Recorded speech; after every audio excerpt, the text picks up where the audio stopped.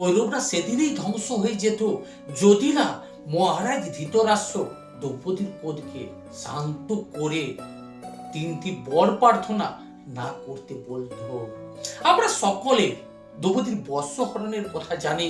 আমরা এটাও জানি স্বয়ং ভগবান শ্রীকৃষ্ণ দ্রৌপদীর এই বস্ত্রহরণের যে লজ্জা, এই লজ্জার হাত থেকে রক্ষা করেছিল। কিন্তু জানেন কি, এই দ্রৌপদীর কোদান হলে সেদিন কুরু বংশ ধ্বংস হয়ে যেত।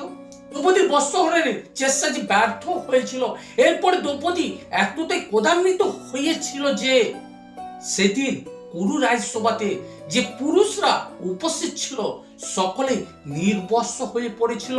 তাদের যে হাতিয়ার, তাদের যে মুকুট সব ধুলায় উঠিয়ে পড়েছিল। কারোর ক্ষমতা ছিল না যারা দ্রৌপদীর বস্ত্রহরণ দেখেছিল নড়াচড়া করার। এইরূপ আভাস পেয়ে রাজমহলের অন্দর থেকে মহারানী গান্ধারী ও কুন্তী দৌড়ে আসে, দ্রৌপদীকে শান্ত করার চেষ্টা করে। কিন্তু দ্রৌপদী বলে, রাজমাতা কুন্তী, গান্ধারী, আপনারা যদি বাঁচতে চান তাহলে এই সভা ত্যাগ করে চলে যান। গান্ধারী এও বলেছিল যে, মহিলা মায়ের রূপ ক্ষমা করে দাও দ্রৌপদী, আমার পুত্ররা তোমার প্রকৃত রূপের আভাস পায়নি, তাই এই অপরাধ করেছে, এবারের মতো ক্ষমা করে দাও। কিন্তু দ্রৌপদী তার ক্রোধ থেকে শান্ত হয়নি। মহারাজ ধৃতরাষ্ট্র বস্ত্রহরণ নিজ চোখে দেখেনি বলে নড়াচড়া করার ক্ষমতা ছিল। সে দ্রৌপদীর কাছে এগিয়ে আসে এবং জোর হাত করে প্রার্থনা করে, হে মাতা, তুমি অগ্নিকন্যা, অগ্নিকে শাল করার ক্ষমতা মাতা তোমার আছে। আমি নয়নে তোমার এই রূপ দেখতে পাচ্ছি, কিন্তু আভাস করেছি তোমার এই পার্বতী রূপ।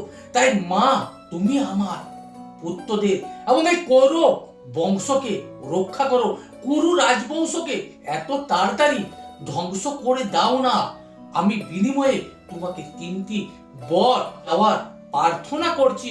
ধৃতরাষ্ট্রের এই কথায় দ্রৌপদী শান্ত হয়, মহারাজের কাছে নিজ ও পঞ্চপাণ্ডবের দাসত্ব থেকে মুক্ত হওয়া বর প্রার্থনা করে আর বলে, যেহেতু আমি ক্ষত্রিয় সেহেতু আমি দুটি বরই গ্রহণ করতে পারি, তৃতীয় বর আমি গ্রহণ করতে পারি না। এইভাবে ধৃতরাষ্ট্র সেদিন কুরু বংশকে ধ্বংসের হাত থেকে রক্ষা করেছিল।